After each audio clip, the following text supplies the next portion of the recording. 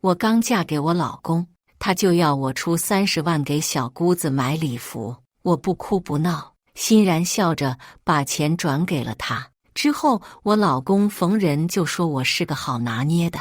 我从邻居口里听来这些话时，也只是笑笑，并不反驳，因为我是天生的阴女，含着一身霉运出生，谁要是从我这里索取什么，我身上的霉运就能转移到他身上，索要的越多，转移的就越多，直到夺取他们的命格为止。大家好，开始今天的分享之前，希望你能给人间烟火点个订阅，我将会分享更多优质的内容。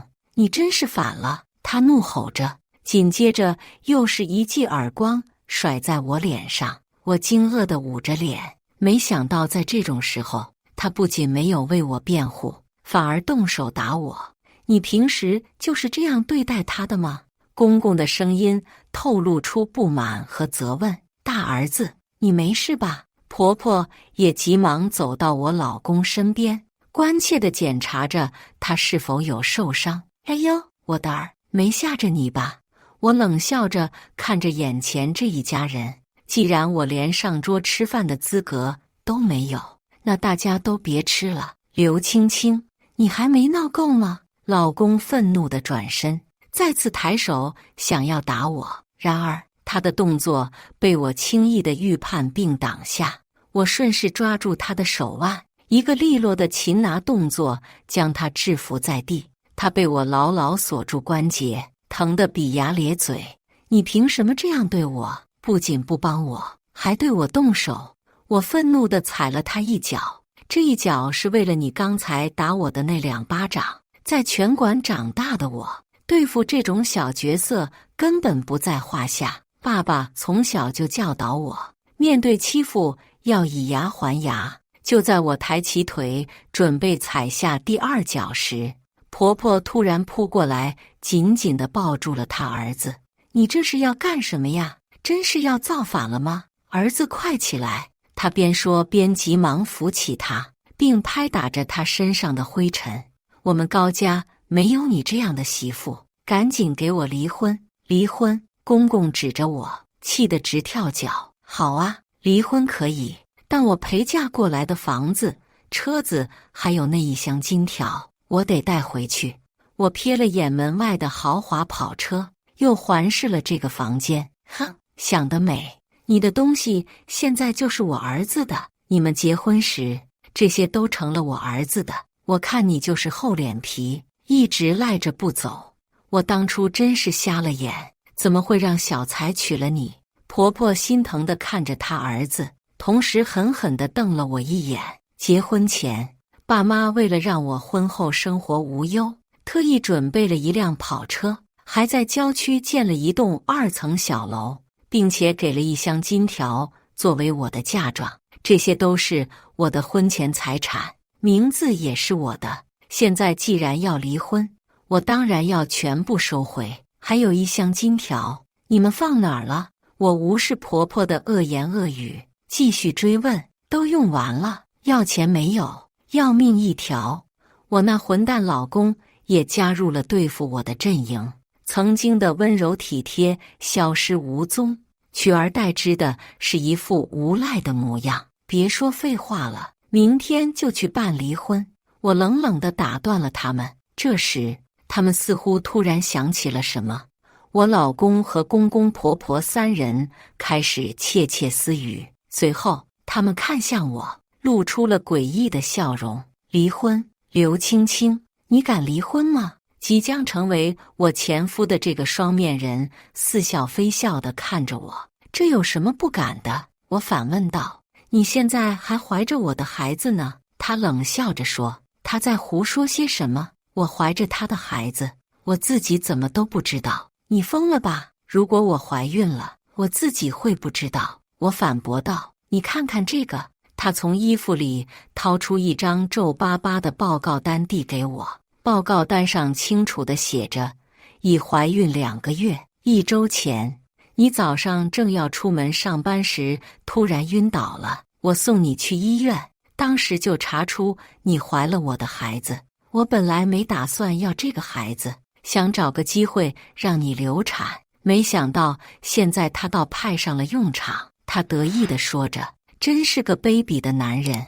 我以前怎么没看出他这么无耻？他想要孩子，却嫌孩子是累赘，还想把责任推给我。现在你怀了我的孩子，如果你要离婚，不管你选择生下来还是打掉，你这样的二手货也不会有人要。”他的话像针一样刺进我心里。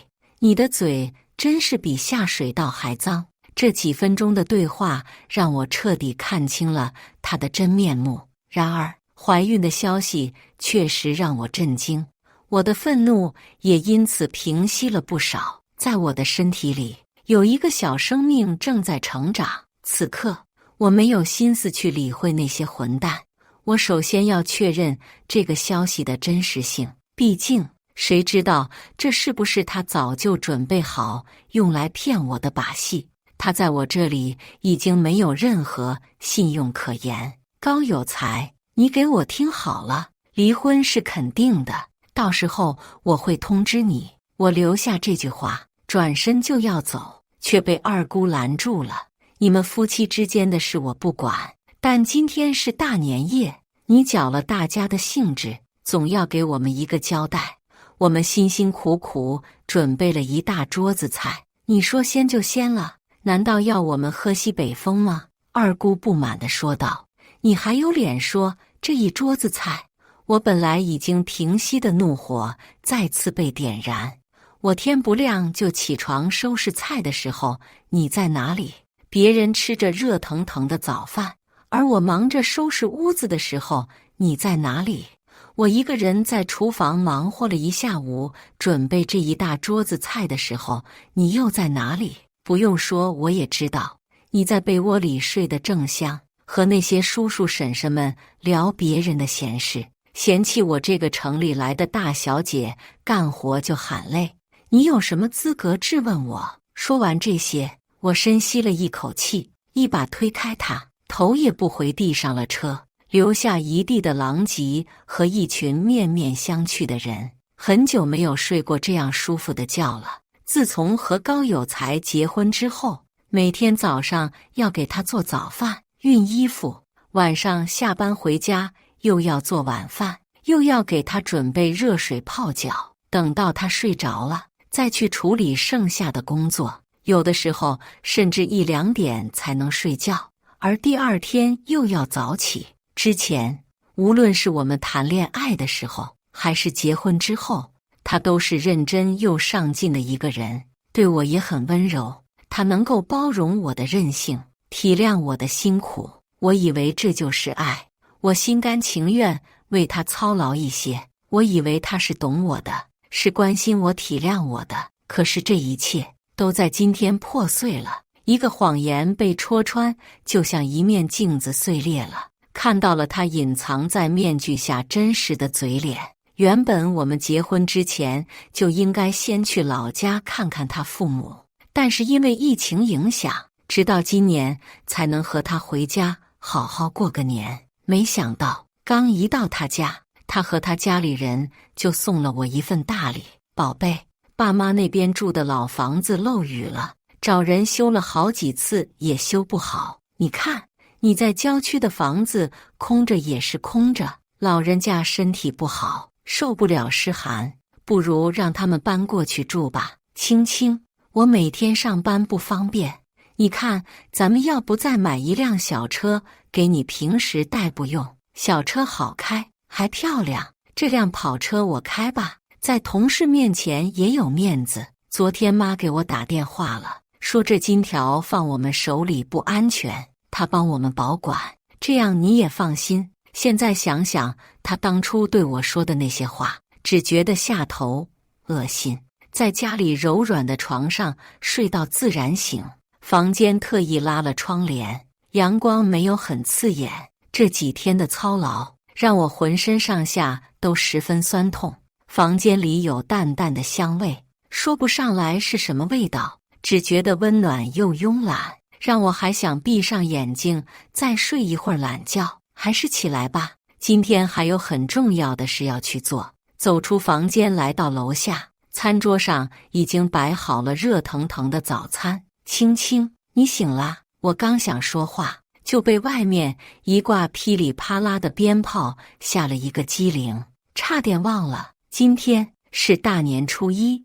我父母都是不太爱凑热闹的人，每年过年，家里也只贴春联，剪窗花，单从屋子里看，感受不到那种很浓厚的新年气氛。爸，今天怎么起这么早？不再多睡一会吗？宝贝女儿回家过年了，还怎么睡得着呀？快尝尝爸的手艺有没有进步。我拉开凳子坐下，用勺子盛了一口粥，刚要喝下去，吹一吹再喝，别烫着。爸爸看着我，出声提醒道：好，听爸爸的。我笑着吹了吹，再抿一小口，确认不烫了，才将粥喝下去。哦，对了，爸，你叔今天母时间啊？我嘴里吃着早餐，含糊不清地问。李叔是我位资深的老中医，也是我爸的好兄弟。爸爸看我问起李叔，以为我是生了什么病，于是关心地问：你李叔，老李应该没事吧？我一会儿给他打个电话问一问。怎么了，青青？是不是身体不舒服？没有啊，我挺好的。我喝了一口粥，又加了2口菜，继续说：我可能怀孕了，想让李叔帮我看看。哦，没事就好。爸爸刚要长舒一口气，突然发现了不对劲的地方。你怀孕了？一个50多岁的老大爷跟个孩子似的，一下子蹦起来，急匆匆地往楼上跑去，一边上楼还一边喊：孩儿他妈，青青怀孕了，你快下来！爸，别喊那么大声，还不知道是不是真的呢。而爸爸就跟没听见一样，又是和妈妈讨论小孩的名字，又是连着打了好几个电话催李叔快点。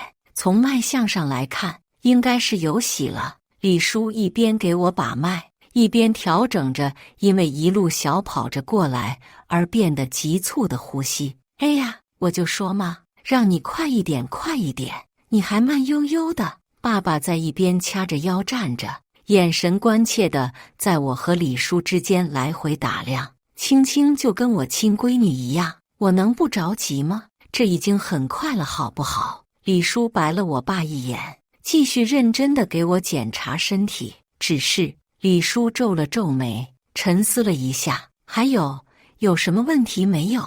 没什么，可能他最近有些劳累过度了，好好休息就行了。爸爸凑到李叔旁边俯下身，小声地问：老李，这是个男孩还是女孩呀？李叔没有理会一边只会添乱的爸爸，转头看向我，问我：青青丫头，现在来看这胎相很稳定，应该不会有什么问题。不过这次怎么就你自己回来，孩子爸爸没跟着一起吗？被李叔这么一问，我有点不知怎么回答了。高家的事也不可能一五一十的给他们说，不然就凭我爸这个脾气，肯定要给高有才和他的爸妈一个刘氏15连击。这可是我爸当年称霸擂台的绝技。不喜欢了，想离婚了，就没带他回来。我随口胡诌了一个理由。那孩子怎么办？爸爸也是才意识到这件事，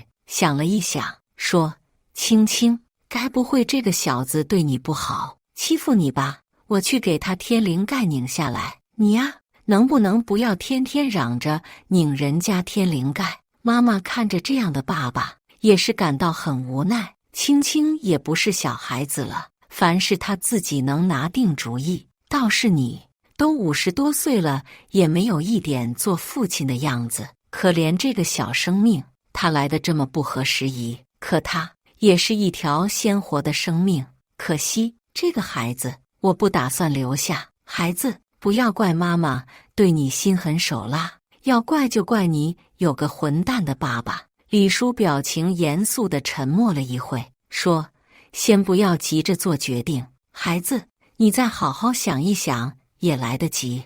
这几天的事情确实有点太多了，现在我的脑子里还有点混乱。李叔给我开了一剂安神养胎的方子，嘱咐我心态要放松，在家先好好休息几天。在高档茶餐厅里，我坐在窗边，一边品尝着法国甜品师制作的小蛋糕，一边隔着落地玻璃窗欣赏这座城市的风光。这几天没看到那个姓高的，果然心情都跟着变好了不少。但是再好的风景看多了，也会觉得有些腻味了。城市尽头的风景是一层围着一层的山，要不去海边度个假吧？我的脑海中突然冒出了这样一个想法。不过在去海边度假之前，还要先解决一个棘手的麻烦。想到高有才和他的封建父母，我就觉得头疼，还有点恶心。他可真是让人反胃，只是想到他就令我干呕不停。不对，这应该是妊娠反应，也就是孕吐。这还是我第一次如此直观地感受到这个小生命的存在，差点都忘记了。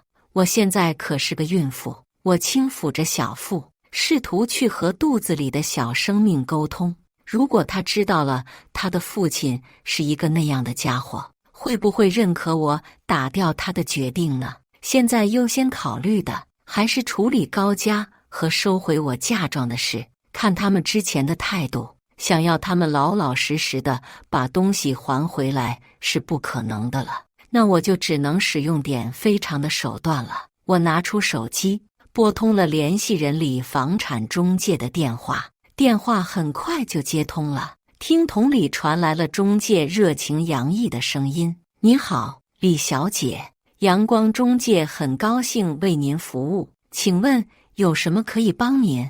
我这有一套房子想出售，手续齐全，希望能尽快出售。”“好的，请问您什么时候有时间？方便我和您确认一下具体事宜。”“明天下午2点半，我会用这个号码再拨打给你。”“好的，我了解了。请问您还有其他需要帮助的吗？”“暂时没有了。”“好的，感谢您的来电，我们将竭诚为您提供服务。”不等他的客套话说完，我就挂断了电话。这家中介办事效率很高，就是有的时候太过热情，让人接受不了。随后，我又拨通了二手车商和警察局的电话。经过一番沟通之后，那些财务的问题就大致都解决了，还剩下离婚以及孩子。接下来的几天内，我陆续接到了他们联系我的电话。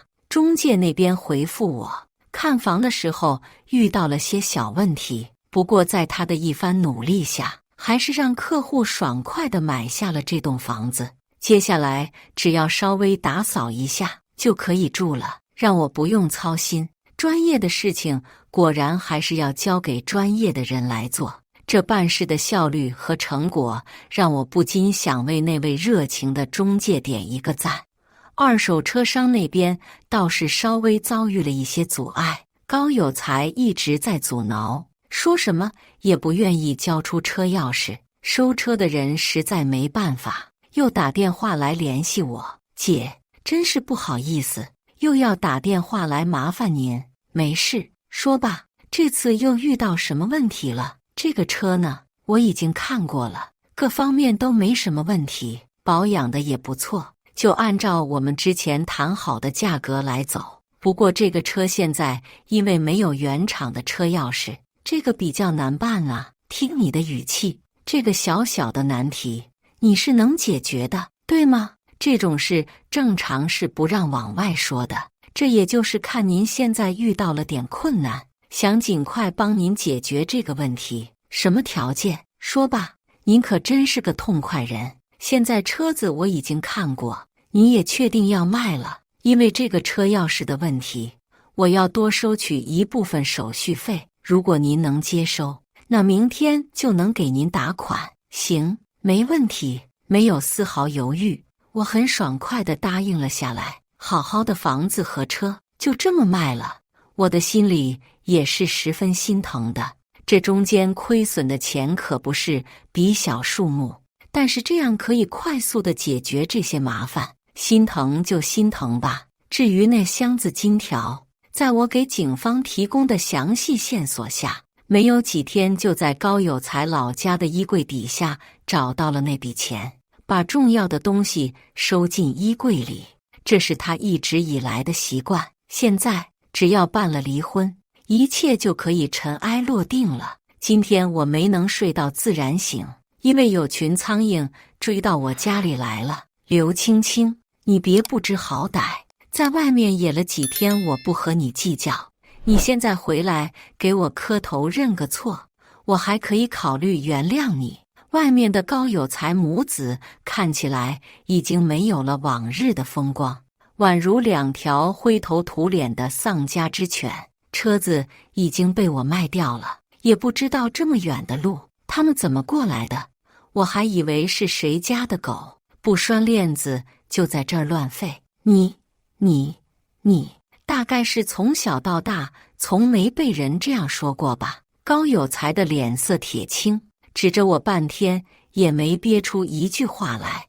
我站在2楼的阳台上，摊了摊手，看着在院子里的他说：怎么，你要说我很好，我很漂亮，不用你说，这大家都知道。这时候还是他妈妈心疼儿子，站了出来说：你怎么能把房子买了？你让我们这大家子流落街头去喝西北风吗？你真是畜生啊！你没有人性啊！说着，他就坐在地上哭闹起来，引得偶尔路过我家门口的邻居频频回头，还窃窃私语。高有才也不甘示弱，往前走了2步，用手指着我喊道：你怎么能这样欺负老人？况且你做媳妇的就该伺候你男人，同候家里老人，还有我们高家其他人，你怎么能这么顶撞我妈？她辛辛苦苦养我这么大，你得感恩戴德，知道吗？那我可真该替你妈感到悲哀，这么多年含辛茹苦，就养出了你这么个一事无成还软饭硬吃的极品下头男。你还怀着我儿子呢，这可是我高家的种，将来是要继承我高家祖宗基业的。我劝你不要继续不识好歹，赶紧带着车子房子还有那箱金条回来，我还可以跟叔叔婶们说说，原谅你之前的所作所为。就你家那点破烂，给狗狗都还嫌弃，我儿子可看不上，还是留着给你自己养老送终吧。高有才被我噎得快要说不出话了，他也干脆不要脸了，抱着他妈妈坐在地上一起哭。他们母子2人就这样在我家门口哭着抱成一团，时不时还说几句什么我欺负老人，霸占他们家财产之类的话，甚至还说我是在外面跟野男人乱搞，怀了野种。这种不疼不痒，听了只会令人发笑的话，在我这里当然是被我当成耳旁风，就这样静静地看着他们俩上演的这出悲情大戏。不过我能视若无睹，不代表我爸也能。他紧攥着双拳，眼神锁定了门外哭闹的2人，就像当年在擂台上锁定他的对手那样。房子的门被慢慢打开，爸爸一言不发地走向那母子2人。这时我也注意到了父亲的行动，赶忙追下去要拦住他。爸爸的性子我是知道的，听到别人这么诋毁他最疼爱的女儿，他真的会动手，甚至可能闹出人命。高有才虽然是个可恨的混蛋，但是也罪不至死，更何况真的动手，出了什么事的话，也没法简单的了结，到时候再想离婚，肯定要更加的麻烦。我立刻拽住了爸爸的手臂，说：没事的，爸，别冲动，别真的出了事。还没等我说完，爸爸回头看向我，说：青青，我知道了，我尊重你自己的选择。说完，他转过身，又继续朝那2个人走过去，边走还边说：怎么，你这个混蛋，当老子不喘气了是吧？看到我爸怒气冲冲地向他们走过去，高有才的心里开始打起了退堂鼓。我爸爸是个很厉害的格斗家，这件事他是知道的。本以为他今天会在拳馆上班，所以才放心大胆的来闹我。结果没想到我爸居然在家。爸，您今天没去拳馆啊？高有才的声音都有些颤抖了。我老公是个妈宝男，还是个凤凰男，但我不在乎。不仅婚前就对他百依百顺，婚后还主动倒贴了50万嫁妆。我爸妈都说我背下了降头，气得不再与我联系，但我依旧不管不顾地贴在我老公身边。最近我老公跟小姑子开了个直播，专门直播千金大小姐照顾老公一家的生活，变着法的在镜头前向我索要金银首饰。我每次也都欣然答应，大约是越是得不到的，越想毁掉。那些无聊的网友竟然真喜欢看大小姐的舔狗日常，甚至觉得我也不过如此，再怎么有钱也还是低贱得很。这天我刚挎着买回来的包回家，一进房间就听见他们2人直播的声音，什么千金大小姐，只要我想要的，他不还得乖乖给我送上来？正说着，李浩看我回来，眼睛一亮，显然是注意到我手上挎着的包了。哟，这包不错呀，你用着太可惜了，给莹莹吧。李莹莹昂着头，等着我把包给她拿过去。我笑着把包给她，弹幕一下变得嘈杂了起来。我去，卡拉曼达的包，这包得有个几十万吧？查到了，这包58万，就这么直接送人了。不愧是大小姐，出手真大方。弹幕里也有一些女孩子劝我清醒，梁姐姐，你可是梁氏集团的大小姐啊，你没必要对这个妈宝男百依百顺。就是他们一家都是吸血鬼啊，那人也愿意让他们吸啊。不过这娘们真有实力，爸妈都不认她了，她竟然还真养得起这一大家子。我对这一切都置若罔闻，只是饶有兴致地盯着小姑子用绷带吊着的左胳膊。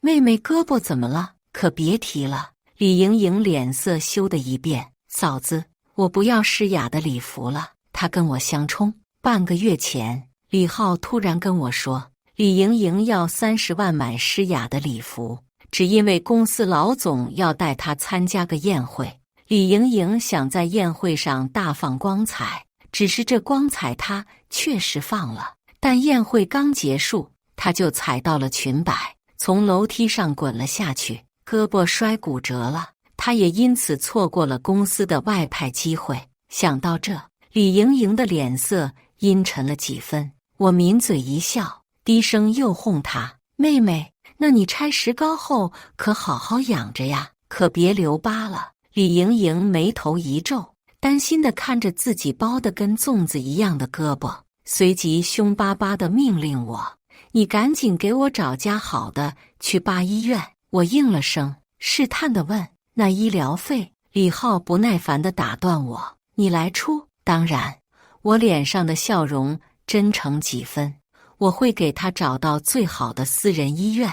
弹幕再一次炸了锅，我靠，这女的真这么舔啊，我怎么就遇不到这样的呀？不是姐妹你清醒点啊，任他们怎么说，我都是一副无所谓的样子，耸着肩离开了。刚进卧室，我就收到了60万的中奖信息，还是太慢了。这几个月老公和小姑子靠着直播赚得盆满钵满，我也为了小姑子的那条胳膊往里面砸了小几十万，加上上次那个包包大概有个100万。这天晚上我见他们又在直播，贴心的给他们切了盆水果送过去。李浩斜睨了我一眼，在镜头前笑着揉了把我的屁股，算你还有个眼力劲。我娇羞的一笑。李浩拿起签子想插一块水果，小姑子不知道怎么回事，一下没坐稳，身子朝我老公这边砸去。她尖叫着被叉子划破了脸颊，紧接着叉子直接穿透了她的耳垂，鲜血顿时喷涌而出，溅了老公和我一身。老公呆呆地看着这一切，直到我尖叫一声，他才想着去打120。弹幕此时也疯狂刷了起来。我去，刚刚怎么回事？他怎么就没坐稳了？不是，这也太背了吧，这都能伤到。这小姑子怎么这么脆皮？刚出医院又要进去。就在大家热烈议论的同时，谁都没注意到有一条不显眼的弹幕悄悄划过：主播注意点，你老婆可能是阴女，你们从她身上要的东西越多，你们就越倒霉。与此同时，我老公拿着碘伏想给小姑子简单处理一下，但他偏偏一不小心被椅子绊了一下，碘伏直直地洒进小姑子的眼里。她凄厉地惨叫一声：啊，我的眼睛，我的眼睛！我老公这次直接吓得不敢动了，直直地站在一边，等着救护车过来。这一家真倒霉呀，就跟梅神附体一样，惹了我可不是梅神附体吗？我躲在镜头外，勾唇一笑。医生很快来把小姑子带走，送去了医院。我给她交完费，陪老公坐在长椅上等着。我抱紧他的胳膊，故意用胸紧贴着他，娇声道：老公，你别担心，妹妹她肯定没事的。老公感受着手臂触碰到的酥软，不由得一阵心神恍惚。他不顾这是在医院，悄悄捏了把，语气也变得飘飘然。医院不是有 VIP 病房吗？你给莹莹安排个，然后再给我订个总统套房，咱俩晚上好好快活快活。我娇笑着点点头，真好。这医院附近的总统套房可是8万1晚呢。照理莹莹这架势，得在这住个半个月吧。医生说小姑子的耳朵已经消过炎，没什么大问题。倒是她那眼睛，如果炎症消不下去，也不好好养着，可能会眼膜上皮损伤。我老公对此自然是让我使劲往里砸钱，务必要治好他妹妹的眼睛。我自然是痛快地给了钱。晚上，我老公如愿住上了他心心念念的酒店。他看着奢华的总统套房，眼里划过惊叹。我贴近他的身子，勾着他，把我扑倒在床上。我揽着他的脖子，欣喜地看着漫进他身体里的黑气。李浩刚从我这里索要了一大笔钱财，就相当于同意了同我交换霉运的契约。这些霉运输送进去，估计不出1个星期，他就要倒大霉了。不过他还真是不行，没几分钟他就瘫倒在我身上。我嫌恶地皱了皱眉，但还是不甘心地勾着他的脖子，想要继续。李浩坏笑着拍了把我的屁股：大小姐，你就这么馋我的身子？我娇羞地捶了他一下，李浩却没有继续。他想起来上午那场无疾而终的直播，想要趁上午的热度继续播一播。见状，我也只得失望地走进卫生间。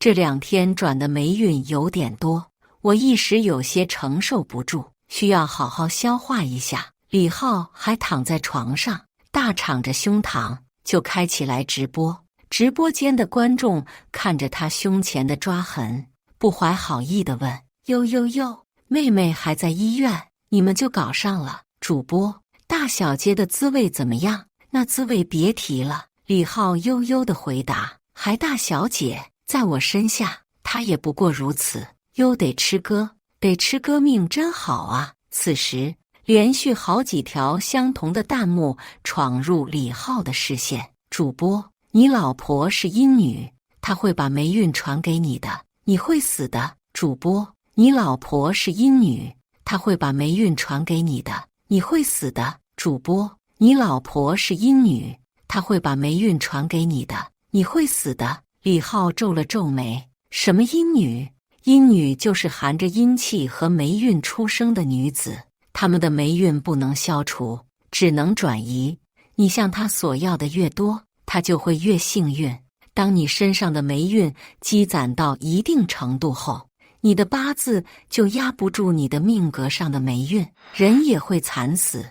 而你的命格就会成为阴女最好养料。李浩看到这，直接愣了。那人接着发来消息：你们应该问你老婆要了不少钱了吧？没发现你们最近越来越倒霉了吗？确实，李浩跟李莹莹最近都蛮倒霉的。一开始他们只是上班的时候莫名其妙搞丢文件，走路不小心被泼水，最近竟然都伤到身体了。尤其是李莹莹，她可是直接断了胳膊，又伤了眼。李浩一时有点慌乱，但他心里还是保持着几分警惕。你怎么让我相信阴女最怕阳血？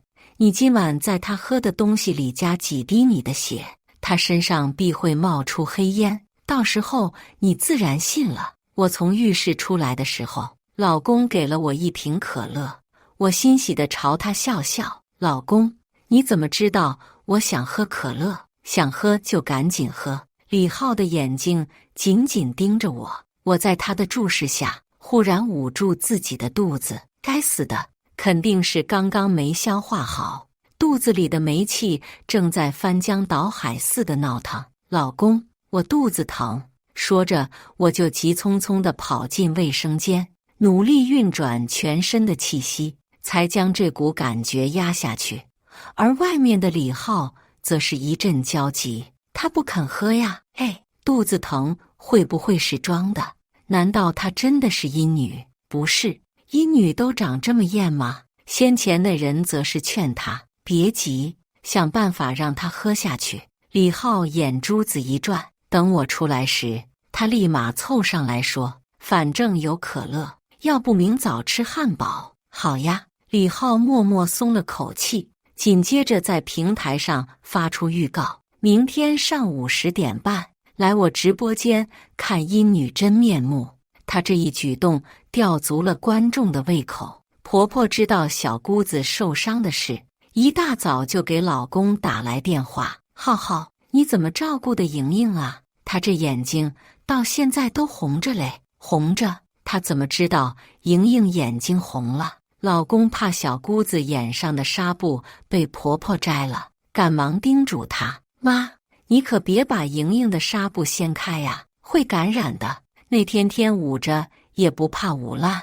婆婆不满地嘟囔几声，老公皱起眉毛，暗骂一声：妈也真是的，不懂还在这添乱。妈，这可是人医生说的，你在那看好莹莹就行，别的你别多管。行行行。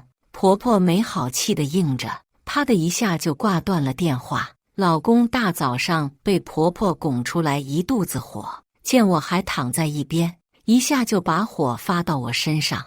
你还躺着干什么？也不看看几点了，还不赶紧起来？我惶恐地爬起来，急急忙忙地抱着自己的换洗衣物进了卫生间。而李浩则是眼见着我进了卫生间之后，点了份汉堡，然后开启了直播。刚一打开直播，在线人数就已经破万。李浩眼里闪过狂喜，看来他昨天的营销还是起了作用的。主播，什么时候开始揭穿你老婆？对呀对呀，我都快等不及了，快了快了，等我外卖到了就开始。正说着，我老公的外面就来了，他兴奋地拿完外卖，对着卫生间喊：何双，你好了没？磨磨唧唧慢死了。好了好了。我急急忙忙地穿上裙子出去，一出去，我老公和直播间的人的视线就都粘在了我身上。只因为我穿了件白衬衣，贴身的衣物显得胸前的存在特别显眼。我笑了笑，一步一步地走到他面前，坐到他腿上。我老公咽了口水，但还是强忍着移开视线，把可乐放到我手里，催促我：快喝吧。我在他们的注视下，慢慢地喝起可乐。可乐顺着我的喉管一路滑到胃里，灼热的气息被阴气包裹着，渐渐消融。他们期待的黑烟无声消解。直播间的观众说不清是庆幸还是兴奋，我老公却是长长的舒了口气，不老实的捏了把我的腿。我就说嘛，就她这个舔狗还能是阴女？弹幕也对之前那个人发起群嘲，那个人也是不可置信，至阳之物怎么可能对阴物无效？他想了想，忽然恍然大悟，今天是满月，满月夜阴女的阴气能达到最顶峰，加之他已经转移了大部分霉气，因而可以抵抗阳气的侵蚀。那人接着叮嘱，记住，女子的阴气本身就重，你妹妹身上的霉气也重，她接下来很有可能向你妹妹下手。听他说的这么肯定，李浩一时又有些怀疑。他推开我，背对着我，试探地问：那我该怎么办？去请一串朱砂随身佩戴，必要时可以联系我。李浩听了那人的话，忍痛去请了串价值不菲的朱砂手串戴着，一连几天都无事发生。他不禁又开始洋洋得意起来。那人果然是个骗子，我对此不置可否。不过让他没想到的是，婆婆死了。看着警局的停尸间里摆放的浑身是血、面目全非的婆婆，我老公一时有些难以置信。怎么会？怎么可能？警察看着他的样子，一时有些不忍心。高女士上午去看房，似乎是受了什么刺激，从高楼上跳了下去。经过我们的分析，已经排除了他杀的可能性。那是自杀？怎么会？我一脸悲痛地扶住我老公。老公，你说妈这是遇上什么事了，才这么狠心抛下我们呢？我妈一直都挺和善的，怎么会想不开呢？我老公一脸恍惚，并没有把这件事怀疑到我头上。毕竟那天那人说的先死的可能是他妹妹。不过和善，他怕不是彻底忘了3年前那件事。3年前，李浩从一个平平无奇的小职员，突然变成了公司的主管。他家里人终于觉得这辈子熬出头了。李浩也开始疯狂消费，包装自己，试图继续向上爬。而陪了他7年的女朋友陈静劝他踏实做事，反倒被他一顿臭骂。李浩自从升职后就对陈静意见很大，他觉得陈静已经被熬成了黄脸婆，配不上他了。他妈也对陈静眼不是眼，鼻子不是鼻子，经常在家搓磨他，甚至故意给李浩介绍优秀的女孩子。那天邻居家在米果读书的女儿回家了，李浩他妈跟邻居一合计，直接在家约起来饭，试图撮合他们。原本两人相谈甚欢，那女孩也被李浩给装到了。被故意支走的陈静竟然回来了，她看着一屋子人还没反应过来，邻居就问：这谁呀？李浩他妈看着他，淡淡瞥了眼，哦，借住的远房亲戚。远房亲戚？陈静愣了下，自嘲地笑了笑。那我之前为他留过的那个孩子算什么？李浩之前跟陈静说，家里的事业刚起步，孩子还养不起，就这么流掉了他们之间的第一个孩子。他先前还觉得他有担当，现在看来，他只不过是想再挑一个更符合他身份的。因为陈静的这一句话，邻居直接撂下脸来，抬腿就走。走时甚至把来的时候带的酒也给提走了。婆婆跟陈浩气得脸色铁青，陈浩也没顾往日情分，直接把他拖进房间里大吵一架。中间李浩被他一击，一不小心拿刀捅了一下，也许是他捅的位置太刁钻了，陈静竟然直接被一刀捅个半死。他死前伸着手想向李浩求饶，李浩却吓得连滚带爬地跑出去找他妈，让他彻底丧失求生的机会。李浩他妈进来后看着这一幕也是一惊，但很快他就冷静了下来。他直接拿起家里劈骨头的刀，把陈静还没凉透的尸身剁碎，分装扔进了垃圾桶里。一个活生生的人就这么被他们给处理掉了。因为陈静是孤儿的缘故，警察到现在也没发现不对的地方，他们也自认高枕无忧，可他们不知道陈静在孤儿院还有个妹妹。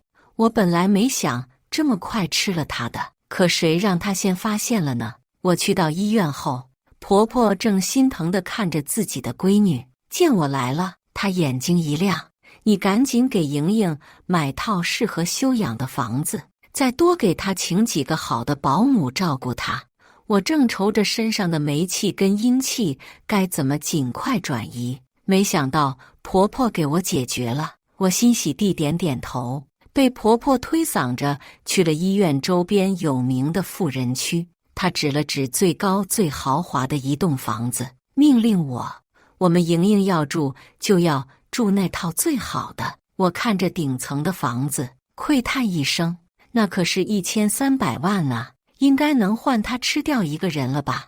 我急急忙忙地带着她上了楼。婆婆在宽敞明亮的房子里四处转着，不时满意地盯着这房子笑：“哎，这房子真大真不错呀，不错，就这套了，你抓紧去买下来。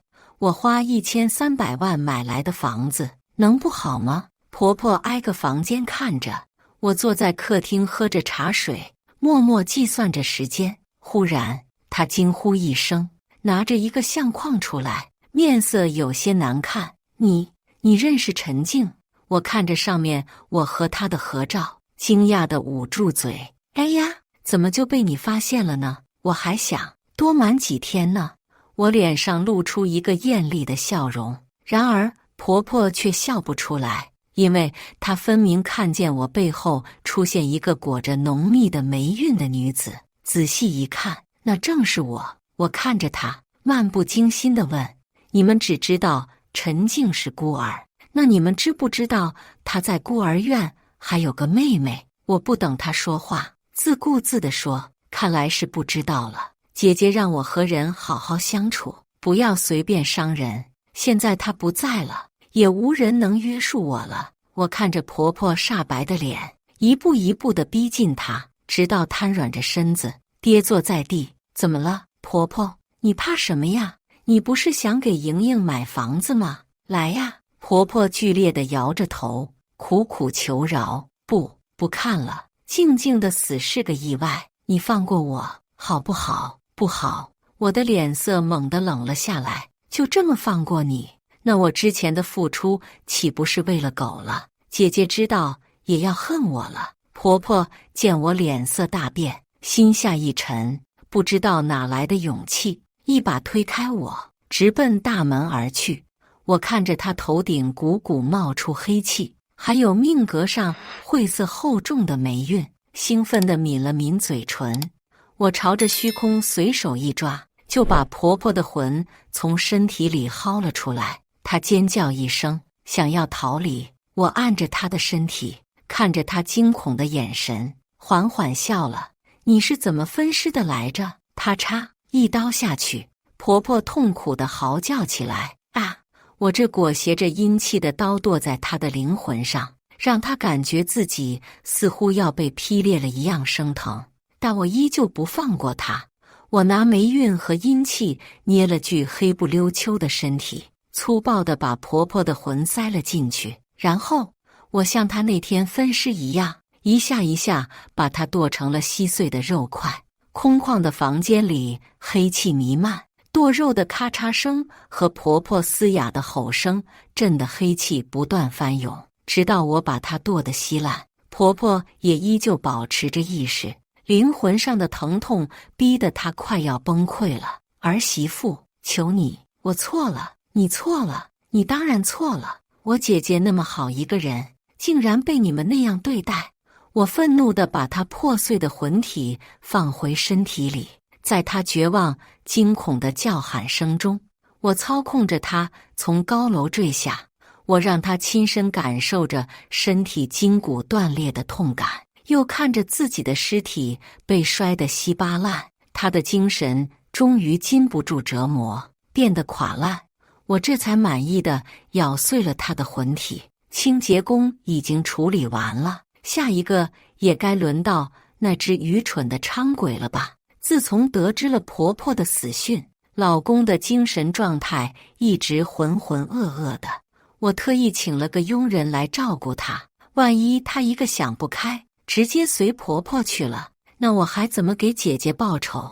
至于小姑子呢，我则是亲自去照料。小姑子虽然也是悲痛，但在病痛的折磨还有我的照料下，她渐渐想开了。只是她那眼睛不知道这么回事，竟然越来越严重了。她每每感受着眼球的疼痛，都发疯似的让最好的医生来救治她。但无论是哪个医生，都对此束手无策。他们明明狠用了最好的药，但小姑子就是毫无好转。只有我知道，她的眼球里盛满了霉运。每当她向我索要医药费、首饰礼物的时候，眼里的霉运都会更深几分，自己也会更痛苦。这种痛哭源自她的魂体，哪怕最后她的眼球被治好了，那种刺骨的疼痛也会一直伴随着她，直到她的灵魂被我吃掉。不过她也没几天痛苦了，我打算吃掉她了。但是这天李浩突然发了疯似的冲了进来，掐住我的脖子。贱人，是不是你？我被他掐得呼吸不畅，但还是一副委屈兮兮的模样。怎么了，老公？我做什么了？你这个阴女，我妈是不是你害死的？阴女，那该死的小道士！我眼里闪过一抹狠戾，但还是装的一副悲痛。老公，婆婆那么好，我怎么狠心杀她呀？小姑子也在一旁劝她。是啊，哥，你是不是搞错了？毕竟我可给她不少承诺。李浩看着我也有了几分动摇。上午直播间的那个道士不知道从哪里知道他妈死了，跟他说这是阴女开始夺取霉运载体的命格了，还问他们是不是对他做了什么穷凶极恶的事，才导致我对他们的怨气这么重。李浩想了半天，也没想过他们和他有过什么大的恩怨，但一想到他妈的死跟他有关系，他就忍不住想把他碎尸万段。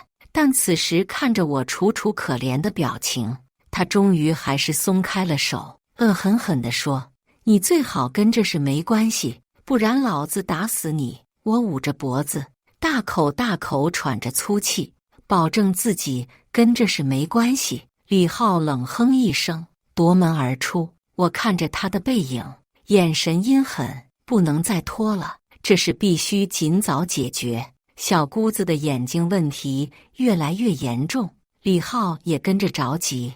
你就不能给他请个好点的医生吗？我委屈地撇撇嘴，全国最好的医生都在这里呀。李浩看着躺在床上疼痛难忍的小胡子，又看了我一眼，恨恨地走出了病房。我感受着他的气息渐渐从医院消失，脸上的表情逐渐变得冷厉。下午院方传来好消息，一个国外来的教授说有办法能治好李莹莹。李莹莹大喜过望，本想打电话给李浩，让他过来签手术同意书，可不知道为什么他的电话始终打不通。最后李莹莹一咬牙，直接签了免责同意书。术前那个医生再三向李莹莹保证一定会治好她的眼睛，让她慢慢找回底气。他再度对我颐指气使，你还待在这干什么？去交钱啊！我漠然地看着他猩红的双眼，去给他交上了那3000万医疗费。手术从晚上7点开始，期间我一直坐在走廊的长椅上闭目养神。我并没有再去阻拦李莹莹的康复，因为她根本走不下那台手术台。晚上11点11分11秒，李莹莹死于药物排斥。与此同时，我投注的股票大涨，手术室里一片静默。外国教授一脸的难以置信，怎么会失败？这不可能！我拍拍他的肩膀，示意他可以走了。他签了免责书，不会牵扯到你。术后，我特意往他卡里打了600万，哪怕是业内顶尖的大拿。李莹莹的手术也不可能成功。他先前向我索取了那么多钱财，我身上的霉运本就向他那转移了大半，他的八字跟命格一直在死死同霉运抗衡。最后那3000万其实就是压死骆驼的最后一根稻草，直接让李盈莹的命格变得乌黑，成了他的买命财。其实他进手术室前，我就看见他的魂魄已经摇摇欲坠了，真是活该。他哥是杀害姐姐的凶手，他妈是清理现场的清洁工，而他则是一直吸姐姐和我的血，冷漠旁观的伥鬼。地狱空荡荡，魔鬼在人间，正常的处罚无法审判他们的罪行，他们每个人都该死，即使是死后也要承受痛苦的责罚。我看着跌跌撞撞向手术室跑来的老公，嘴角露出一个稍显冷淡的笑容，我好像感觉到了绝望的气息。老公一把拽住我的衣领，满眼猩红，你说莹莹怎么就没了？我下意识地流下2行清泪，不知道，医生说是药物排斥，药物排斥。老公一下跌坐到地上，婆婆的骨灰还没下葬，家里竟然又要多加一个骨灰盒。他一时一些精神恍惚，他这到底是做了什么孽呀？我站在一旁，笑盈盈地看着他，别急，你也快了。婆婆跟小姑子的葬礼赶在1天半，灵堂里挤满了来吊唁的亲戚朋友，也有不少人凑在一起窃窃私语。你说他们是不是得罪了什么呀？怎么这么倒霉？就是一个个死的都挺惨的。李浩站在一旁，满脸恍惚，眼底是一片阴沉。我跪在灵堂前，想给婆婆上炷香，忽然感觉到脚踝一阵刺骨的灼痛，身形也不稳了几分。怎么会这么烫？难道这里有道士？忽然有一人从人群里跳出来，他穿着一身明黄色的道袍，手里拿着一柄桃木剑，直指我的天门。你这阴物滥杀无辜，今日我便收了你。灵堂内一阵哗然，我看着面前剑眉星目的小道士，心中冷笑，滥杀无辜，我就不信凭这小道士的道行，看不出来这几人身上都背着人命。虚伪！我柔柔弱弱地绊倒在地上，眼眶含泪，道长，我怎么可能是阴物？您是不是弄错了？小道士眯了眯一眼，手中的剑分毫未偏。我的目光转而投向阴沉的李浩，老公，你快和道长说说呀，这里面是不是有什么误会？其他亲戚见我一副我见犹怜的模样，也觉得于心不忍，更何况鬼神这种东西本就不靠谱。哎呀，李浩，你是不是搞错了呀？就是，你看你把人家小姑娘都逼成什么样了，这种神神叨叨的东西信不得呀。李浩没管那些七嘴八舌的声音，反而走到小道士身边，道长，你看他有问题吗？那天他从医院离开后，虽说疑惑消了几分，但心里还是藏着个疙瘩。正巧那个道士约他见一面，他就出去了。一见面，小道士直接皱起了眉毛，无他，只是因为李浩的命格上缠满了霉运，那浓重的黑色像墨一样在上面流淌着。先前他隔着屏幕竟没看清，奇怪的是，他竟然没在他身上发现一丁点阴气，这绝对不对劲。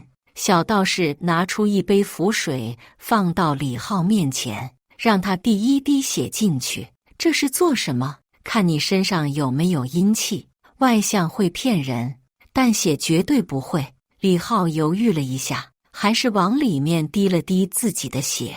他的血符一滴进去，符水就迅速变黑，无故燃烧了起来。道士脸色大变，糟了！符水燃烧的黑烟逐渐在上空汇聚成一大片，隐隐约约可以看出是个人形在凝视着他们。阴气化形，这阴物的戾气跟怨气竟然这么大，这家人到底对他做了什么？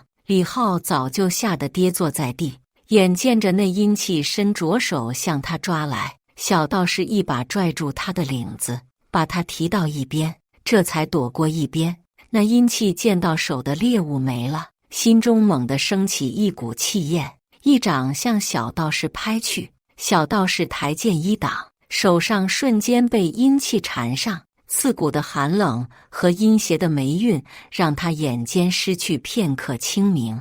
只是这一瞬，阴气就迅速抛开他，奔向李浩。糟了！小道士急急忙忙的结印，可阴气却逼近了李浩。危机时刻，李浩直接被吓尿了，秽物流了一地，阴气的身形猛地一滞，随即砰地散去。小道士猛地舒了口气，鬼怪最怕秽物，也算你运气好。李浩也是一阵后怕，猛地擦着脸上的汗，也是阴气消散，他才发现李莹莹给他打了不少电话，他给他打又打不通，心里一阵惊慌。与此同时，小道士发现擎阳星入兄弟宫，脸色大变，不好，你妹妹有危险。果然，等到李浩拿着符赶到医院的时候，就收到了李莹莹手术失败死亡的消息，而他老婆冷静地站在走廊。他第一次感觉到不寒而栗，因而有了今天这一幕。小道士看着我，一脸的讶异，他身上怎么一点霉运跟阴气都没有？即便是他将霉运全都转移，也不可能没有一点痕迹都没有。这已经超出了他的认知范围。我看着他的表情，则是暗自松了口气。我先前进灵堂的时候，察觉到几分微妙的气息，怕出什么意外，我特意带上了姐姐从前替我求的遮掩气息的玉佩。想到这，我心脏阵阵抽痛，痛苦和仇恨割据着我的心神。如果不是这家人，小道士察觉到我阴冷的目光，心下一惊，刚想说什么，灵堂门口忽然响起警笛声。是谁报的警？他可真是个大聪明。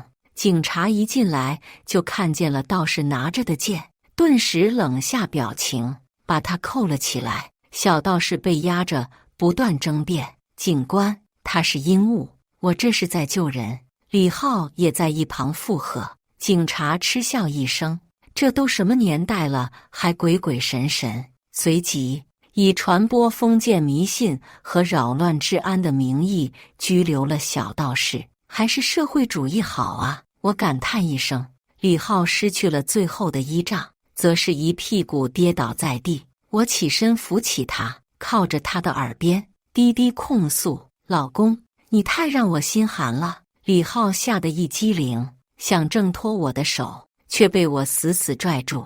他的眼中爬满了恐惧。当晚他没敢回家，而是去了酒店。我没有阻拦，因为他根本跑不掉。李浩躺在酒店的床上，越躺越害怕。那天那阴气溃散的时候，他分明看见陈静的脸从中一闪而过，难不成是他回来报仇了？李浩辗转难眠，最终提着一袋子东西去了城郊他们当时埋头骨的地方。李浩对着一块青石猛地朝上面浇了一桶黑狗血，又烧了不少艾草，这才放心地坐下来。静静啊，当初我们也不是故意的，你就别纠缠我们了，行不行啊？我妈我妹的命已经赔给你了，你放过我吧，好不好？这人呢，还真是贪生怕死。可是你害死他的不是吗？我的声音悠悠响起。李浩吓得一激灵，他猛地回头，看见是我之后，他的心霎时凉了。果然是你，是你这个贱女人杀了我妈和莹莹，这难道不是杀人偿命吗？我走到他面前，幽怨地看着他。当初我被富豪领养走，姐姐怕自己给我添麻烦，连个联系方式都没给我。我一开始还挺庆幸的，因为那家人真不是东西，他们只把我当作个玩物，召之即来，挥之即去，工作一不顺心就回来打骂我。后来我受不了了，偷偷把霉运转移到他们命格上，把他们变成了我的傀儡和家的财产大权，这才落到我手上。我终于能把姐姐找回来，享福了。可我刚找到她，你们就把她杀了，你说你们该不该死啊？我看到李浩那双浑浊的眼睛，实在恶心，直接扣了下来。李浩惨叫一声，震得林子里的乌鸦簌簌地飞。我看着他脸上的2行血泪，冷笑一声：原来你也会疼啊！我错了，老婆，你放过我吧，咱们回去好好过日子。我以后肯定好好对你，也好好忏悔，每年都去给静静上香。上香，我怕你脏了他轮回的路。我冷笑一声。李浩大概知道我不可能放过他，疾言厉色地威胁我：我告诉你，道长已经叫了他师傅过来，你要敢对我动手，道长一定把你打得魂飞魄散。魂飞魄散就魂飞魄散，反正他这条命今天必须留在这里。我正想直接将他的魂魄救出来，一柄桃木剑从天而降，直直地插在我面前的土壤里。我怨恨地看着渐渐走来的那道身影，眼睛微微眯起，竟然是他，那个姐姐当年求的道士，就是他给了我隐藏气息的法子。小道友，一别多年，别来无恙啊！我冷哼一声，我一介阴物，可不是你们道门中人，既受我道门庇佑，便是我道门中人。他抹了把白胡子，叹息一声：小友杀孽过重，于自身无益，何不放下呢？放下是要寒我姐姐的心吗？我冷声质问：你们道家难道只管活人的死活，不管死者的冤屈吗？死者的冤屈自有阳间的警察来伸张，所以你们未尝不是放任阴暗的滋生。老道士想要辩驳，又不知从何反驳，最终他只是默默叹了口气，知道世事无常。李浩大概察觉到老道士的心动摇了，在一旁急喊救他，可我直接以迅雷不及掩耳之势拽出他的魂魄，一把收入囊中。老道士见状也无力回天，只能眼睁睁地看着我召来山中孤魂野鬼抢占李浩的身体。后来抢占了李浩身体的孤魂野鬼以他的模样再次出现在大众面前，只不过他已经变成一副疯疯癫癫的模样，整天做些猎奇的直播。他们都说李浩是因为死了，全家老婆也跑了，他受刺激太大才变成这副模样。大部分网友都在看他的笑话，也有一些觉得大快人心。李浩的魂魄只能在一旁无力而又愤恨地看着他糟践自己的身体，那种痛苦比杀了他还难受。他一开始还在求我放了他，后来直接跪倒在我面前，求我彻底杀了他。我不可能让他如愿，我会让他短暂控制身体，自杀被救回，继续疯癫，再自杀。他以后只会以一种人不人鬼不鬼的模样继续存活在世界上，地狱空荡荡，恶魔在人间，这是他应得的报应。以上就是今天分享的故事，大家有什么想说的、想吐槽的，欢迎在下方评论交流，也更希望能给人间烟火点个订阅，我将会分享更多优质的故事内容。